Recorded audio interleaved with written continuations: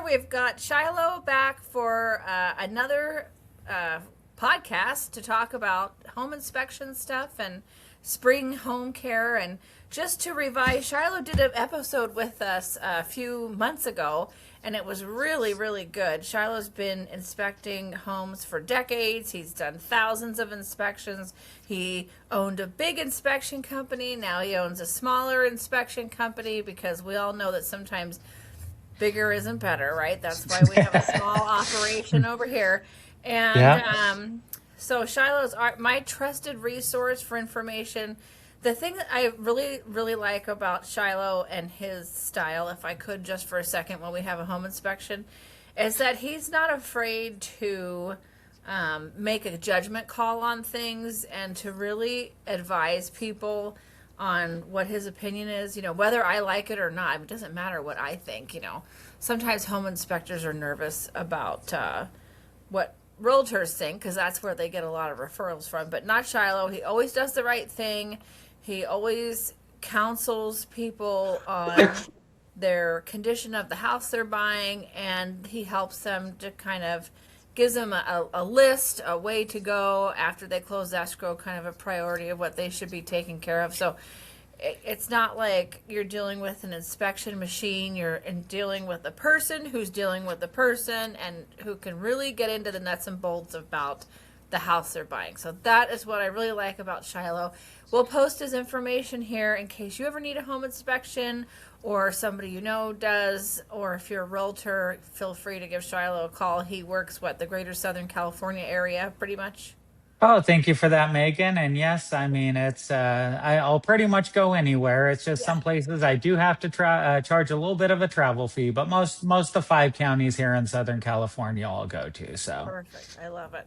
So we talked about some spring home tips, because we know spring is a good time to, it's not too hot, it's not too cold, it's not too wet, it's not too dry, to go around and really assess the condition of your home, so that when you do sell it someday, you don't have a lot of issues. And so we were kind of bouncing a list back and forth, but I'm going to let Shiloh take this over. Maybe you could start from sort of the ground up, and then maybe on the inside of the top things you would do to maintain your home in the springtime. Oh yeah, Megan. And speaking of home inspection, that's pretty much the largest amount that comes on a home inspection is deferred maintenance and preventative maintenance items. And as you said, the spring is a great time to go ahead and get that done as the weather is getting better. And it's just a great reminder, as this weekend we're coming up onto daylight savings times.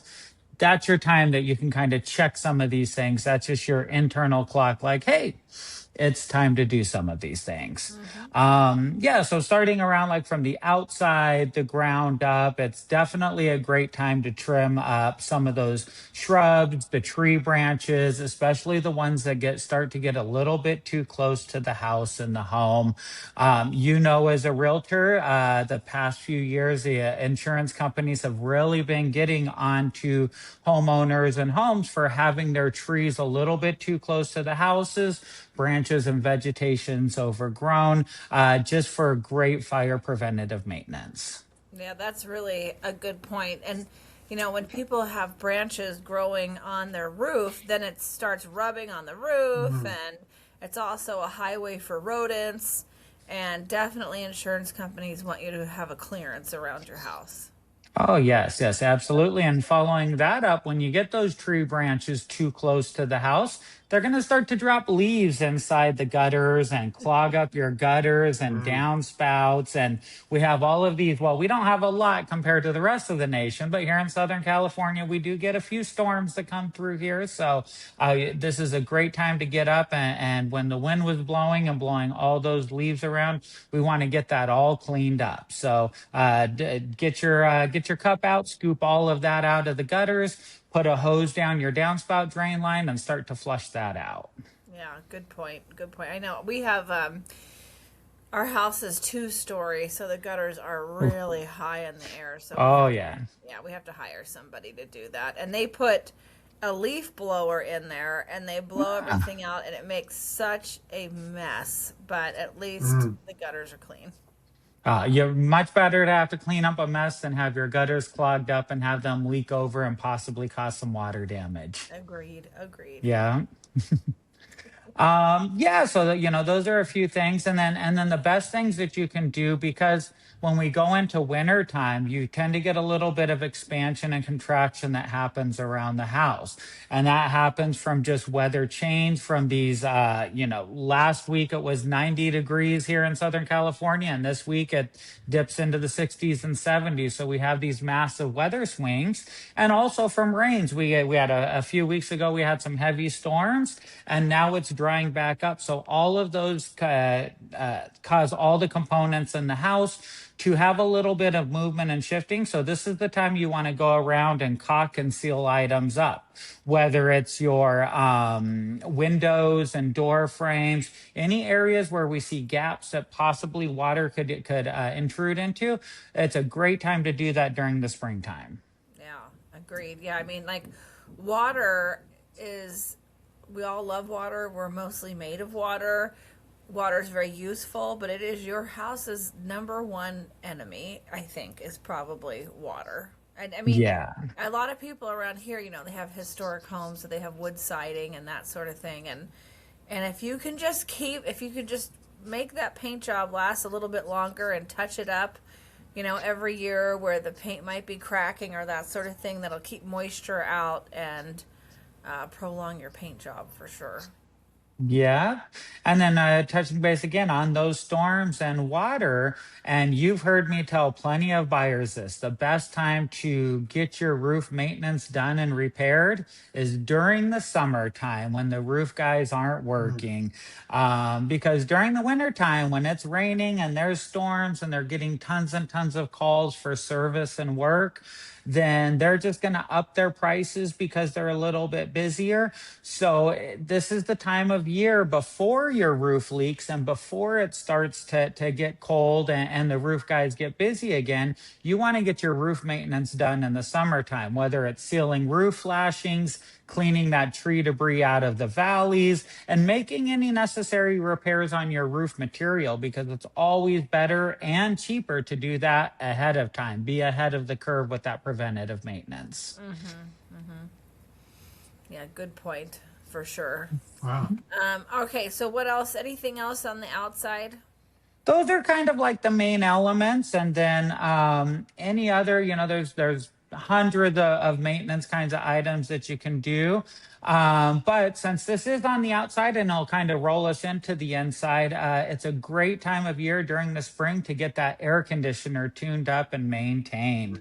Your condenser unit is most of the time going to be located on the outside, but this is usually one that you won't perform yourself. You're going to want to get your HVAC contractor in to take care of that.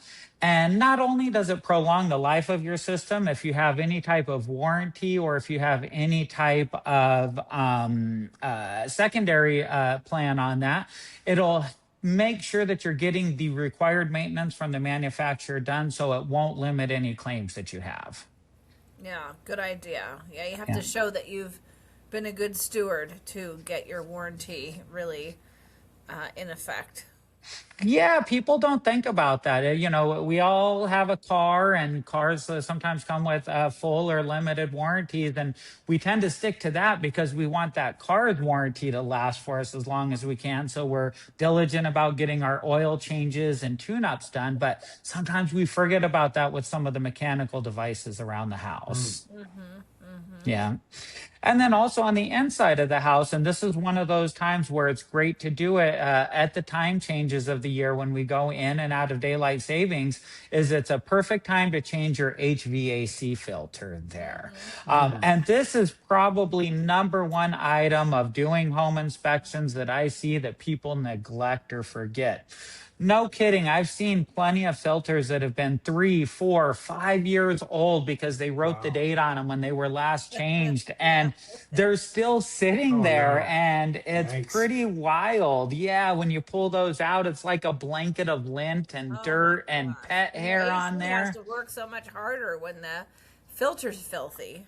Oh yeah, it's much harder for the air to pass through that. So, and that's reason number one. A lot of times, if you're dealing with a home warranty company or you have any type of warranty on your manufacturer warranty, that is reason number one. They will decline any type of coverage Mm. because you didn't change or clean that filter as you're supposed to. Oh, So that's I guess with Yeah. that said, then how often should they replace that filter? That's a question that I get a lot, and it kind Mhm. of comes down to two things. Number one, the type of filter that you buy. Uh, Me personally, I'm a cheap filter guy, and I change them more regularly. Okay. Now they do sell the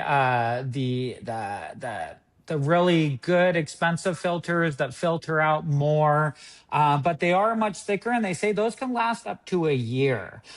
Really? The second thing that comes down to is how often you use your system. Me, I'm a cold weather person. I love it cold. So I have my AC cranked on all summer long. So I'm changing my filter out maybe once every month or every 2 months there, Wow. depending on the weather. But during the winter time, when the weather's a little bit more mild, I hardly use the heating system. So I don't need to change it as frequently.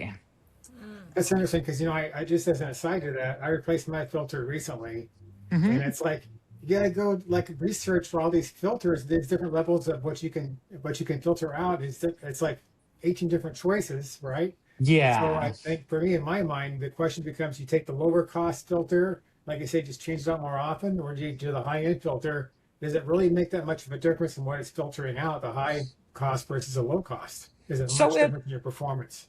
Yeah, so it probably will. And again, it's just like buying anything else of Mhm. different qualities.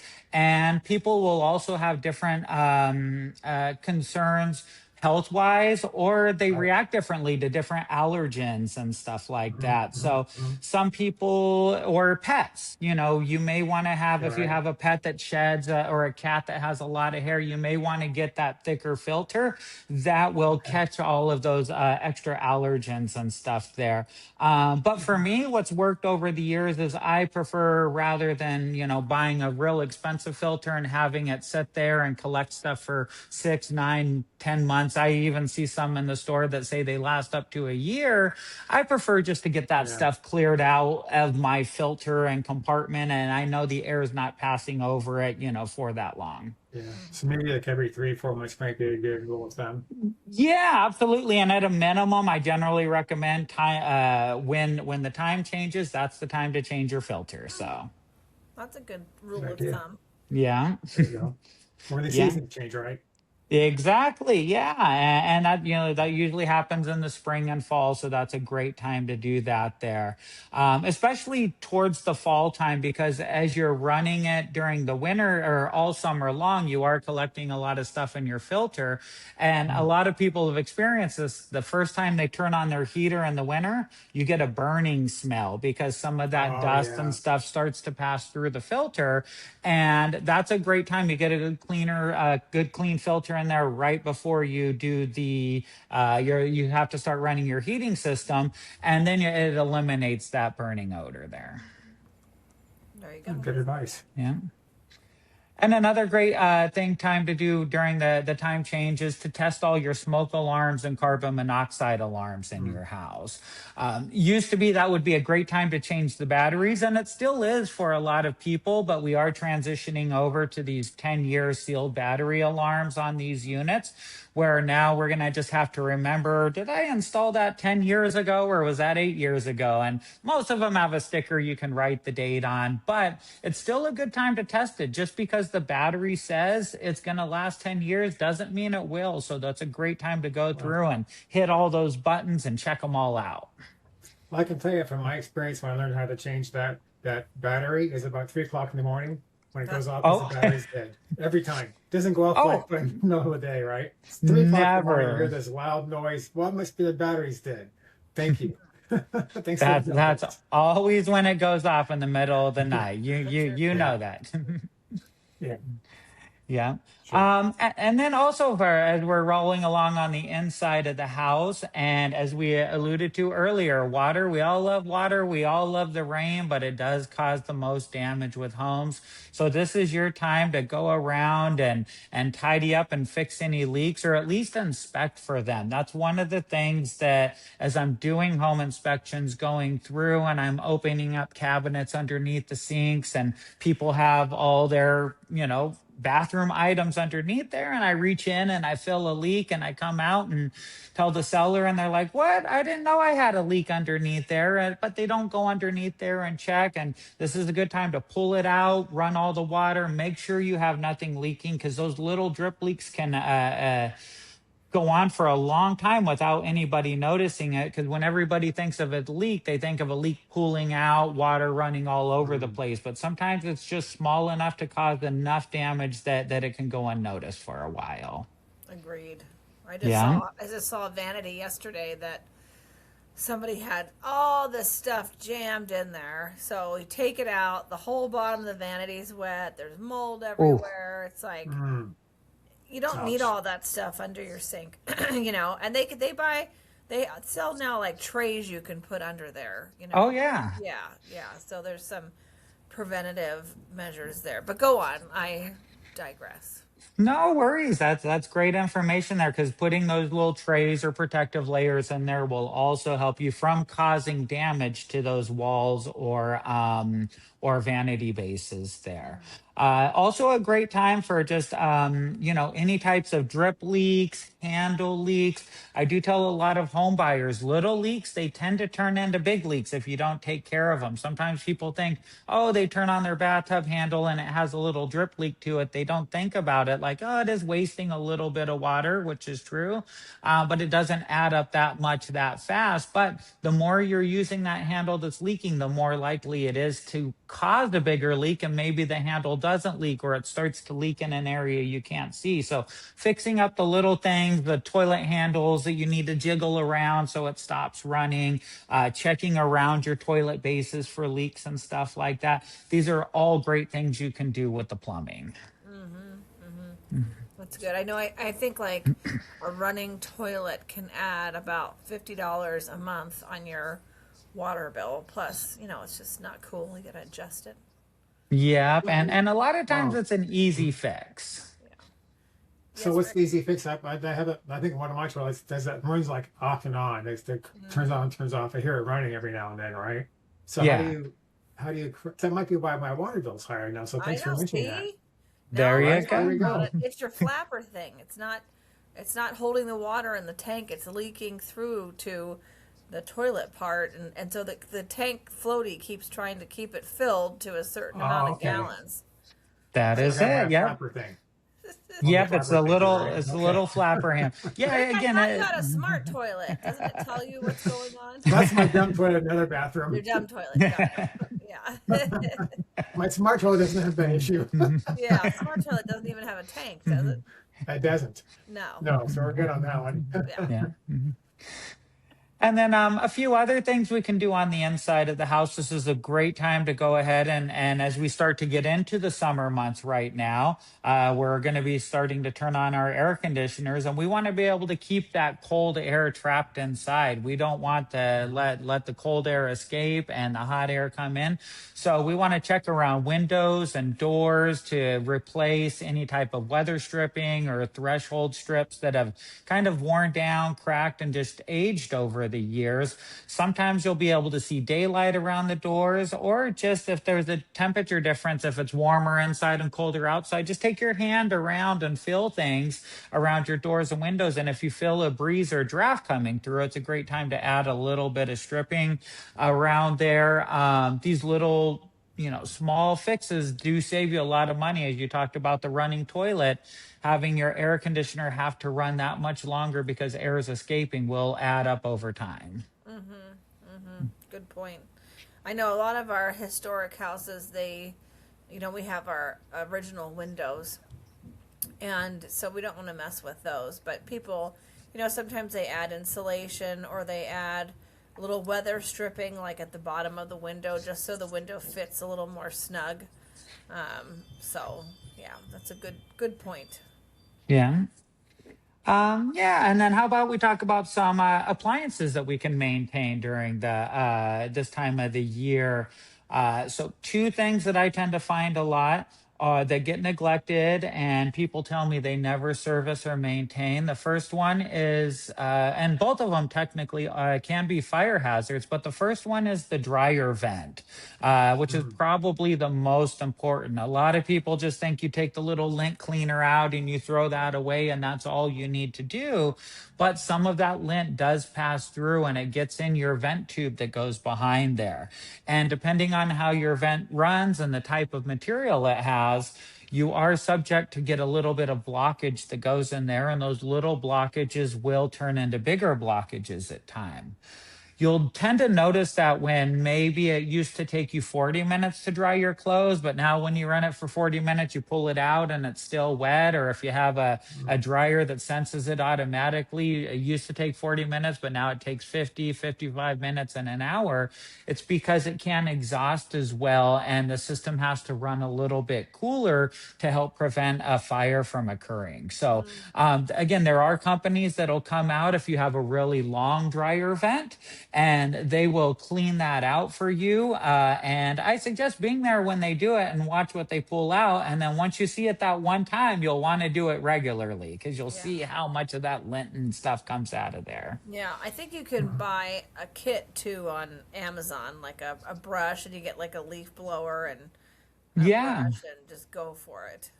Absolutely, and especially important if you have a vertical vent. A lot of these newer homes that they're building, they don't vent directly out the outside wall anymore. They do have a vertical vent, so it's important to keep that cleaned out because you do have a trap that's going to go up, and any lint that doesn't exhaust all the way out the roof will fall back down, and it starts to build up and accumulate in that trap, and that'll help prevent a good dry system from working as well too. And fire. I mean, you want to keep that Mm. cleaned out. I can't imagine, like, I've never run into an HOA that makes cleaning your dryer vents mandatory, but so many of them go up through and you're attached with walls, and yeah. Yeah, absolutely. And then the second kitchen or second appliance that definitely needs to be maintained and serviced is going to be your kitchen hood vent. The screen on there. We don't think Mm. about it very often, and sometimes that gets neglected to get cleaned or replaced. But as you're cooking over the year, you tend to get it's pulling up everything. It's pulling the grease, it's pulling the smoke, it's pulling whatever lints and stuff are flying around, and it starts to get stuck on there. And two things are going to happen. The more debris that gets caught on there will trap more grease onto the vent, which could increase the potential for a fire. But it's also going to work less efficiently because the more clogged that screen is, the less air that can flow through. So it's a good time to either replace or clean those kitchen hood vent screens. And that's always a good thing to do a couple times a year anyways. Good point. Well, Yeah. those are really good tips. Rick, do you have any questions about anything? That's really good stuff. I mean, I think all of us homeowners, we don't. I mean, we're kind of aware of it sometimes. But we don't really think about it because, well, life gets in the way, right? Like Yeah. the vent for the dryer. I mean, I know I've got to clean mine now that you mentioned it. I got to do it now, all right? Yeah. Now I got to fix that flap because that's gonna bug me because you mentioned it. So, Yeah. I got to make a trip to Home Depot this weekend. I think. Yeah, exactly. Yeah. Do a little maintenance, and I'm Yeah, sure all there's good reminders. a million more things you could do. But if you just did these Yeah. things, you would be off to a really, really good start for home maintenance this spring. Oh, absolutely. Yeah, there's lots of things you can do. Owning a home is a never ending project, but don't feel overwhelmed. It might sound like a lot, but most of these things do not take very long to do. And you kind of schedule them out, over a weekend or two, or just kind of get your regular list and routine going. I love it. Well, thank you so much, Good Shiloh, stuff. for joining us again. You are just a endless bowl of knowledge. I don't know how else to say that. And That's great. I love that. okay, an endless bowl of knowledge. Tell the kids. There we go. I'm going to put that on a shirt there. I love it. FYI, endless bowl of knowledge. And we appreciate it very much, and we will have to have you back again to talk about another topic. So thank you so Great. much. Oh, my pleasure. I'd appreciate you and Rick for having me back on, and I look Good to see forward you, to our man. next show. Thank you, Rick. Thank you, Megan. Thank you.